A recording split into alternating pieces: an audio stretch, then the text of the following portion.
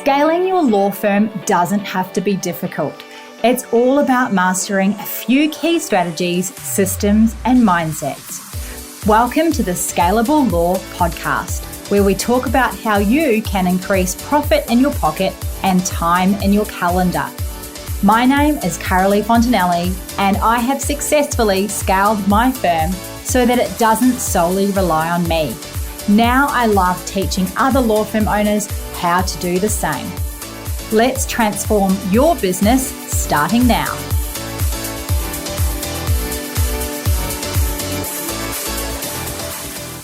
Welcome back to the Scalable Law Podcast. I'm so glad that you are tuning in. I hope that you have a fabulous week ahead.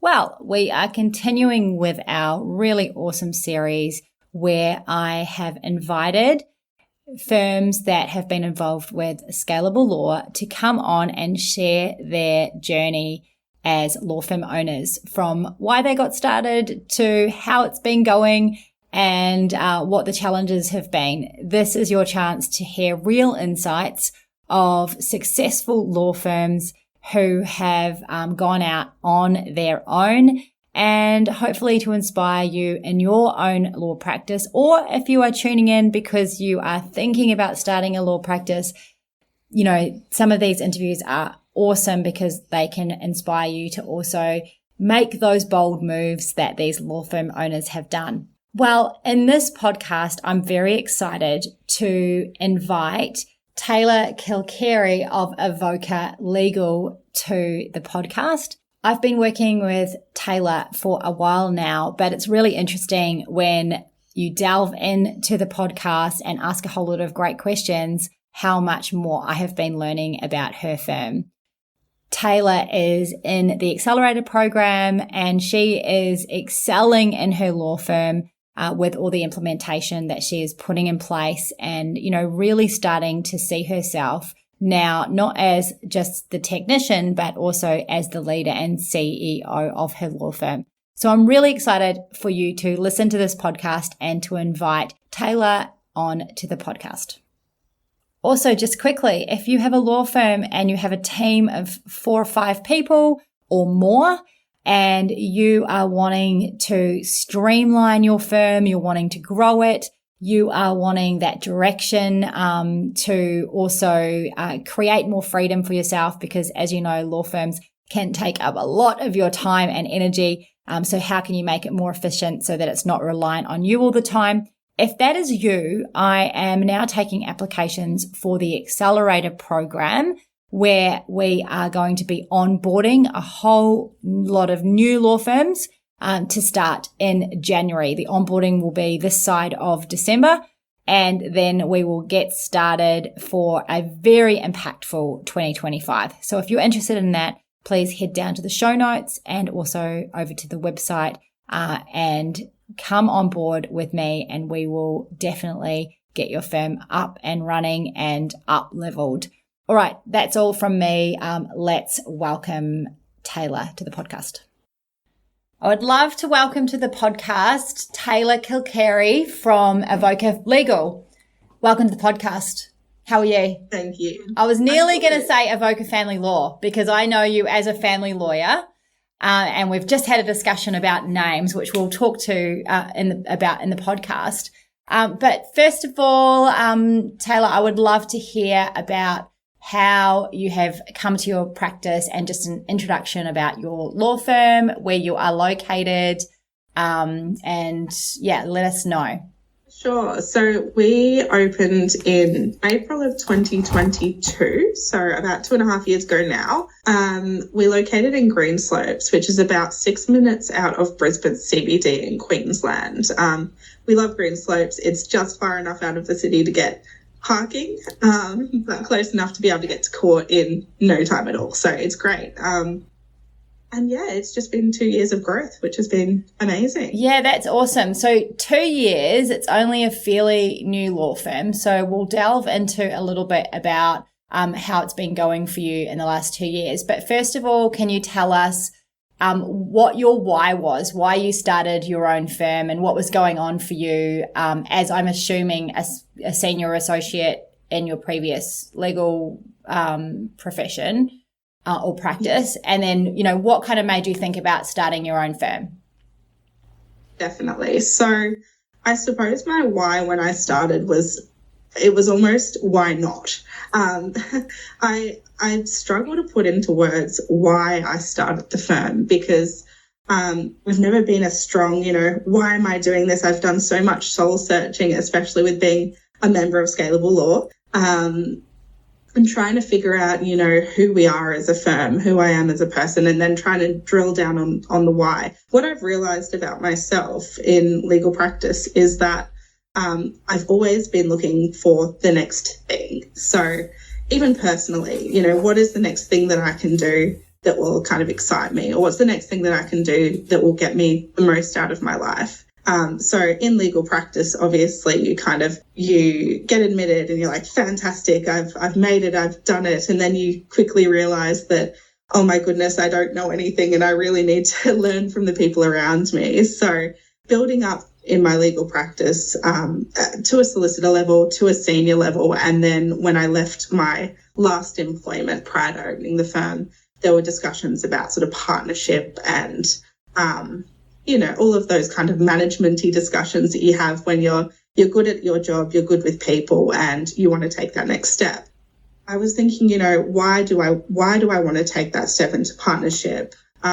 What other options are there for me? And if I do take that step into partnership, what's next? And my husband has his own business as well. And he's for years told me, oh, you need to start your own firm. You love what you do. You love building things. You know, you really should go and start your own firm and we'll have all this flexibility, which is something for another time. When you've got your own business, you do have the flexibility, but, you know, it comes with, it's give and take, I suppose. But between partnership and opening my own firm, I just sort of thought, well, I could be a partner in a firm and that's sort of it, or I could open this law firm and let's see where it goes. And I sort of thought, well, why not open the law firm? So there wasn't a huge why. There was just let's give this a crack and see how it goes. And it's worked out, which is great. That's awesome. So really that was your entrepreneurial spirit thinking, I want to get out and do my own thing and create something myself and build something. Yeah, absolutely. And not have a ceiling, I suppose. Yeah, that's it. And I guess like when you're looking at partnership, there's many different ways into partnership, but one of the ways is to purchase into an existing firm that really you're slotting into. And so you have to be really happy with how that looks moving forward and you're investing your time and money in that, or going out on your own and creating something completely new that is built around you rather than you slotting into. I suppose that's the difference, right? Absolutely. And I think, you know, slotting into a firm is all well and good, and there are people that suits really well, and more power to them. I think I'm not an overly creative person. And when I sort of made the decision about opening a business and going down that path, I thought, well, this is something that I can actually put a bit of creativity into. And it's brought me a lot of joy. Ironically, starting a law firm has brought me a lot of creative joy as well in terms of, you know, building, and yeah, it's great. Well, first of all, when you first start a law firm, you have to pick a name, which you did. And we just had a little discussion about that. So why did you pick Avoca and then why did you pick legal?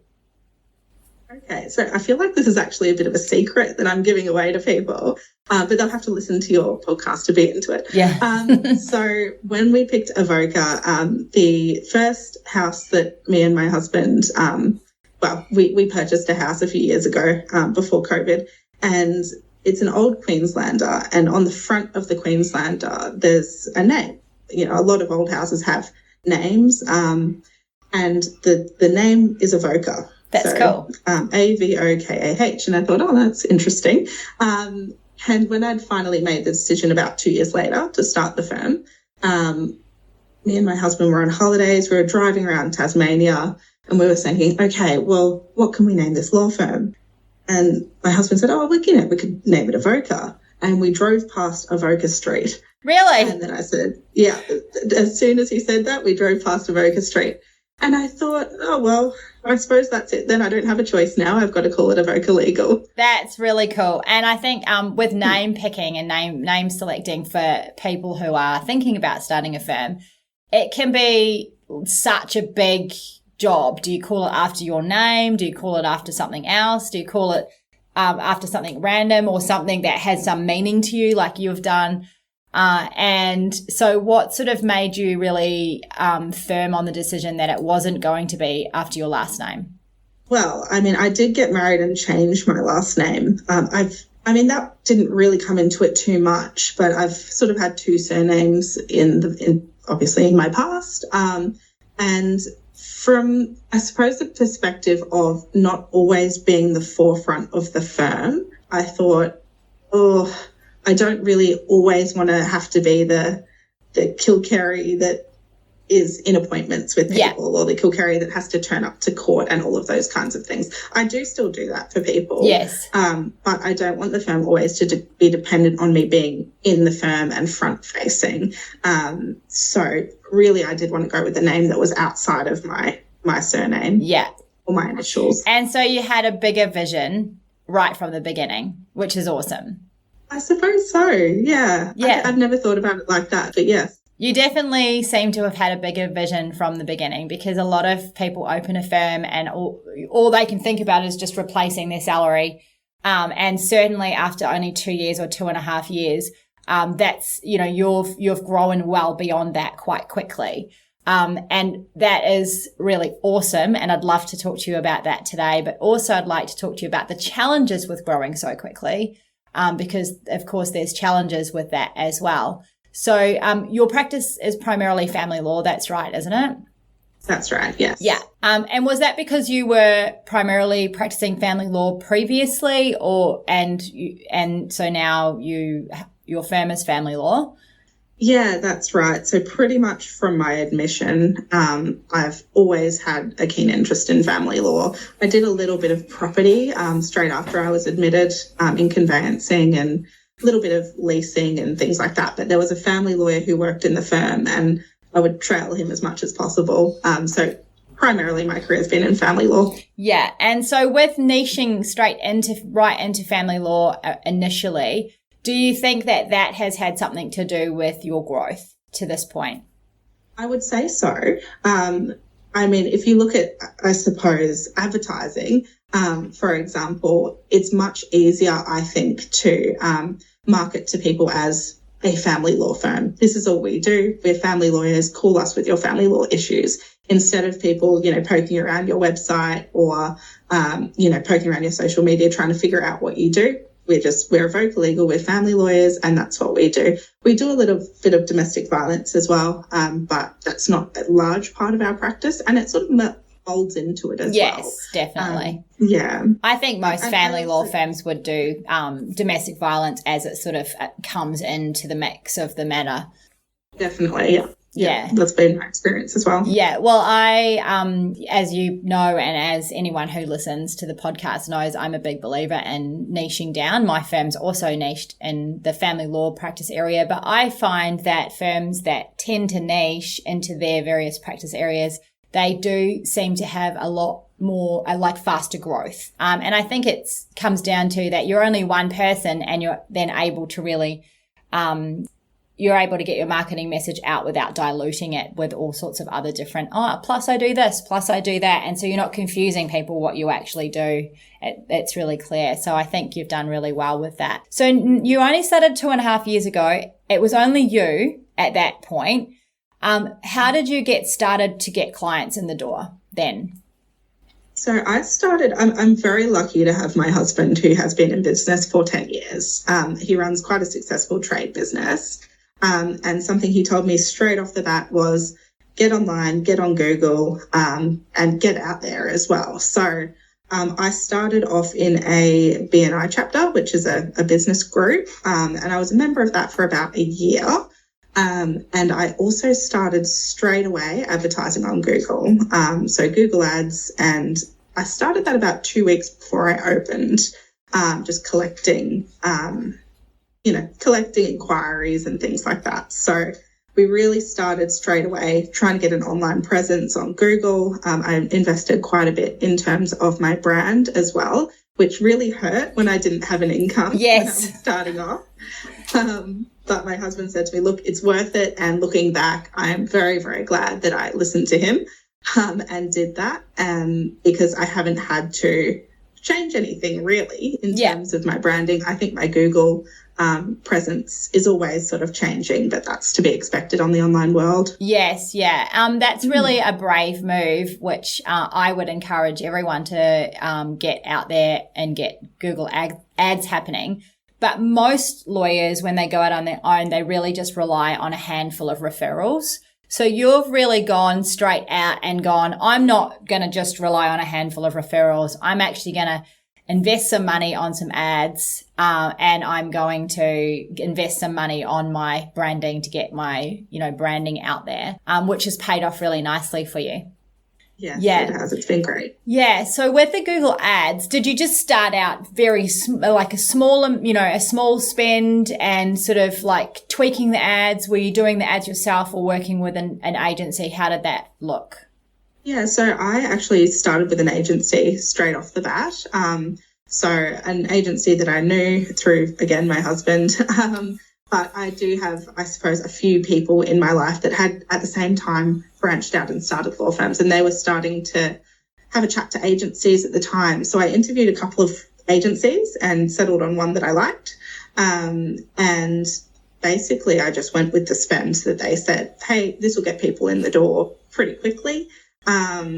Let's do this. And, I had to sort of deliberate on that for a while because it's not cheap doing Google ads. I mean, it pays off, but when you first start and you don't have money coming in the door, seeing the Google ad spend come out of your account is quite scary. Yes. But, from day one, I was spending quite a bit, and we've only had to really increase it tiny bit since then with the staff that we have. So I built up my file load pretty quickly, and I was able to maintain that through hiring staff and basically keeping them fed with work as well. Yeah, that's awesome. It is very scary when starting out with ads, not only because of the spend, but you don't have any data or any evidence that it's going to work for you, right? And I feel like a lot of lawyers that I talk to, they've tried ads, but they've been stung in one way or another. And then they feel like it didn't work. So along the way, what sort of have you done to tweak or make those ads work better for you? Because it's not like set and forget, is it, with ads? It's working with the agency. It's being more descriptive about who you're actually trying to attract, all of that sort of thing. Yeah, I mean, definitely. It's not a hands-off kind of advertising channel.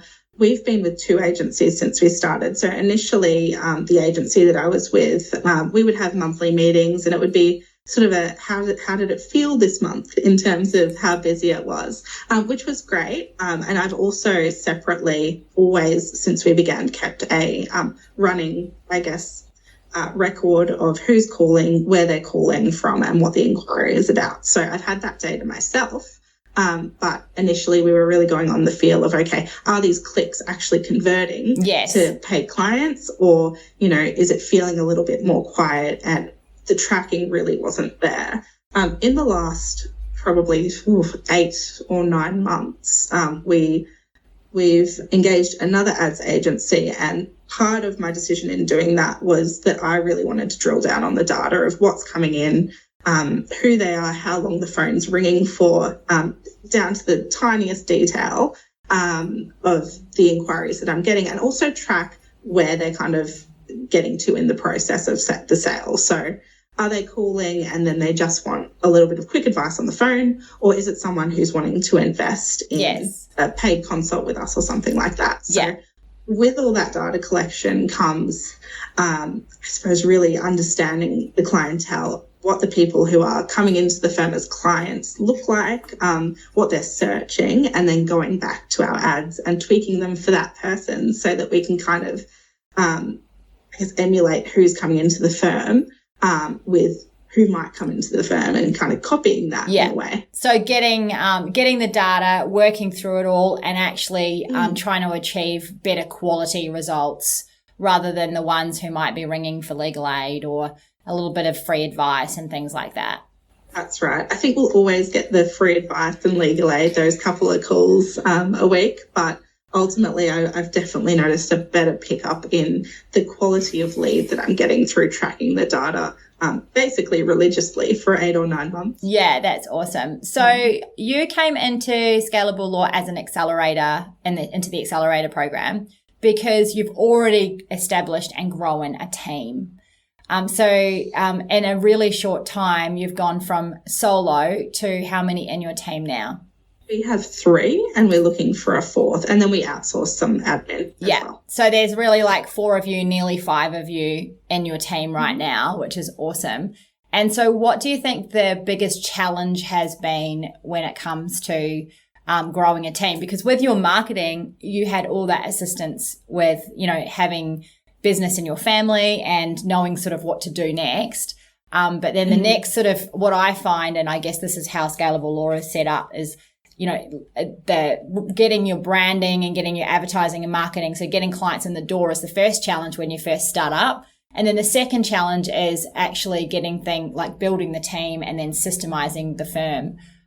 So at what point have you found the team, or what issues have you found in terms of growing a team? I think, the first, I suppose, issue I've had is finding the right people, which is always, I think, going to be a challenge. There seems to be a bit of a shortage where we are at the moment in terms of senior lawyers. But look, finding the right people aside, once those people are in the job, I feel like the way I run my practice and the way that I've always worked, I want that to be copied throughout the team. And putting the procedures in place to ensure that clients are getting the same service that I would provide, even though I'm not always in the firm, and that things are being followed up in the same way that I would follow them up, and looking at all the procedures that need to trickle down in the firm to ensure that that's happening. And that's been really difficult prior to starting Accelerator. Kind of sitting down and putting those procedures in place obviously takes time. And when you're a busy law practice, you sort of think, the work will get done, it'll be fine. But then that really limits growth, because eventually I feel like I sort of capped out in terms of I can't look at everyone's file all the time and make sure that everything's going well. We need something in place to ensure that that standard of service is trickling through the firm in the way that I'm comfortable with. Yeah, exactly. So it's really giving everyone a procedure and policy of this is how we serve our clients, and throughout the whole business, not just service, but when they ring for admin or they get accounts sent to them or whatever it might be, making sure that it's done the way that you want it to be done is so important. That's right. And even consistency with the clients when they call into the firm. I don't want them calling, they might call once a week for various reasons. And if those calls look different every time, or if they're speaking to a different person about the same issue, that's not something that I want to happen. So kind of going back to basics in terms of how we look at incoming calls, or we look at doing our 15-minute free consults and things like that to make sure that people are with the same person when they call in, and even looking at the tech to make sure that happens. There's so many different kind of moving parts that make things work harmoniously in the firm. Yeah, definitely. And so as you're sort of like looking into 2025, where do you sort of see the firm sort of growing in the next, year or so? Yeah, so I've been working with you for a little while in Accelerator, so I'm really excited to keep building on our procedures. We're taking on a new staff member in the next couple of months. I just have to find the right hire. And someone senior, which is an important point, I think, too, because you're really looking for someone who's a great investment. Yes, and we do invest quite a lot in our staff as well. We all work in the same office with quite open plan with the way that we like to work. So finding the right person with the right experience, but also the right attitude that will slot into our culture is really important for me, and someone who I want to invest in, as well as them investing in the firm. So looking for that person, and then also bringing on a practice manager that can do a little bit more in terms of what I do, because I do drill down on data in my firm quite a lot. I probably spend at least a day looking at the leads, looking at all different various moving parts in the firm to make sure things are working properly and auditing it. I'd like to bring someone in to start doing a little bit of that for me so I can focus on the things that I want to do in terms of growing and getting inspired for different things that we could potentially be doing. Yeah. So it looks to me like it's exciting because the next year you're really stepping out of like being a lawyer into being a CEO of your law firm. Hopefully. Would you say? Yeah. Yeah. And are you starting to see yourself more like a CEO of your law firm rather than the lawyer in your law firm? Definitely. I have taken a step back in the last couple of months in terms of file work. So I probably only have a handful of people, very close sort of referrals that have come into the firm and matters that I want to finish that I've still got. But just to be that overarching person where, you know, staff can sort of know what my role is, and it's not to, you know, tally up a consent order or do something like that. That's sort of a position that I'd like to step into quite soon. And I am feeling more like it, but I think it's a bit of a transition out. It's definitely a journey, isn't it? It's a transformational journey from where you've come from to where you're heading. But it sounds like you've got a really clear vision about what that is. And you've done it in such a short period of time. So congratulations on your success to date. And I'm super excited to see what happens in the next 12 months, 24 months. I can absolutely see you skyrocketing, which is really exciting. Thank you. I'm excited to see it too. I would love to go back to April 2022 and tell myself where we got to in well, it's October 24 now, so I would love to go back and tell that person, but unfortunately it doesn't work like that. Well, you can tell everyone else if it's you that's sitting there contemplating opening a firm, and you do all the right steps, because, you know, we don't want to make out that it's not been you that has done all these things. It doesn't magically happen. What I see is that Tayla has really focused. She's taken some really bold, fearless steps. Even though you might have felt the fear, you've done it anyway. Spending the money you need to investing on ads, hiring team and, you know, senior team, joining a program like Accelerator, you know, which comes at a fee. That's a risk as well. You know, you've taken lots of risks and you're continuing to implement and improve. So, you're a go-getter, and that's why you've had the success you have. So, anyone else who's starting their firm can do the same as well, right? Oh, absolutely. Look, why not? Yeah, exactly. Have a look at the risks, have a look at what you can gain. And ultimately, you know, it is very, very scary. You're so right. But why not? Why not? Well, it's been awesome having you on the podcast, and I've actually really enjoyed hearing your story and the steps that you've taken. Even though we're working together, I haven't heard all of that before, so it's been neat for me as well. Thanks so much for coming on the podcast. Thanks for having me. Thank you for listening to the Scalable Law Podcast, brought to you by the Scalable Business Lounge. If you would love to know how you can get more clients without relying on referrals, head over to scalablelaw.com to watch my free masterclass. Until next time, you have got this.